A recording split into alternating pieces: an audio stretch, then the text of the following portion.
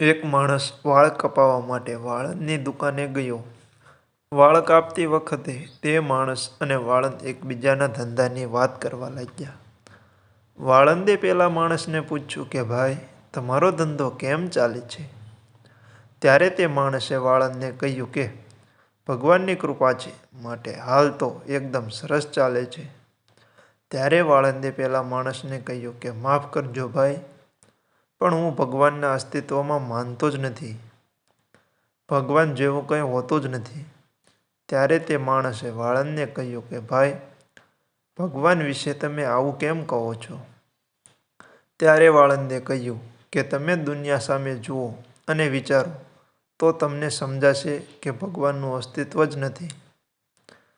ભગવાન જેવું કાંઈ હોતું જ નથી. અને જો ભગવાન હોય તો આટલા બધા લોકો ભૂખે કેમ મરે? જો ભગવાન હોય તો આટલા બધા લોકો બીમાર કેમ હોય? જો ભગવાન હોય તો આટલી બધી હિંસા કેમ હોય? જો ભગવાન હોય તો આટલા બધા લોકો દુઃખી કેમ હોય? હું આ જોઈને ભગવાનની કલ્પના કરી શકતો જ નથી. જો ભગવાન હોત તો આવું થવા દે ખરું? વાળંદની વાત સાંભળીને પેલો માણસ વિચારવા લાગ્યો અને તેણે વાળંદને જવાબ આપવાનું વિચાર્યું. પણ તેને એમ લાગ્યું કે અત્યારે આ વાળંદને જવાબ આપવો યોગ્ય નથી. એટલે તે ચૂપ જ રહ્યો અને વાળંદની વાત સાંભળતો રહ્યો. થોડા સમય પછી તે માણસ વાળ કપાવીને દુકાનની બહાર નીકળ્યો. ત્યારે તે માણસે એક જાડા વાળ અને લાંબી દાઢીવાળા માણસને જોયો. એ માણસને જોઈને એવું લાગતું હતું કે તે માણસે કેટલાક મહિનાઓથી વાળ કપાવ્યા જ નથી. તે માણસને તરત જ વિચાર આવ્યો કે વાળંદને હવે જવાબ આપવો પડશે.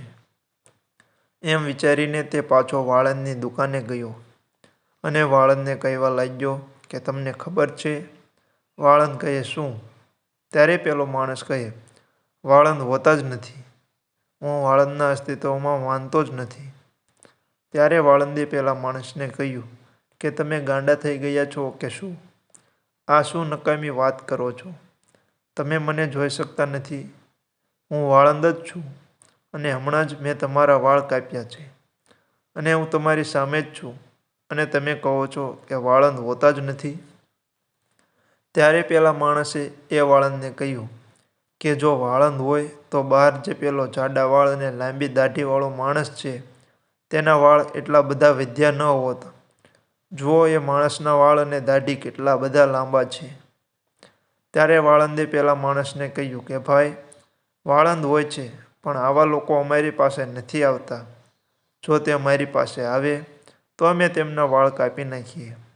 ત્યારે પેલા માણસે એ વાળંદને કહ્યું કે બસ આ જ વાત હું તમને સમજાવવા માંગતો હતો કે ભગવાન પણ હોય છે, પરંતુ લોકો તેમની પાસે નથી જતા અને ભગવાનને શોધવાની કોશિશ પણ કરતા નથી. એના કારણે જ આ દુનિયામાં માણસ દુઃખી છે. પોતામાં રહેલી ભૂલ અને ભગવાન માનો તો જ દેખાય. ભગવાન પણ હોય છે પણ કેટલાક લોકો ભગવાનમાં વિશ્વાસ નથી કરતા. ભગવાનને માનતા જ નથી. તો ભગવાન તેમની મદદ કઈ રીતે કરે? તેમને ભગવાન પર વિશ્વાસ જ હોતો નથી.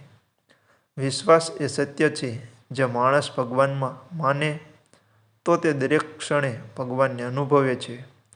અને જો એ સત્ય છે જે માણસ ભગવાનમાં માને તો તે દરેક ક્ષણે ભગવાનને અનુભવે જ છે. અને જો માણસ ભગવાનમાં ન માનતા હોય તો તેના માટે ભગવાન અસ્તિત્વમાં નથી. જય શ્રી રામ. મળીએ નવા વિડીયોમાં.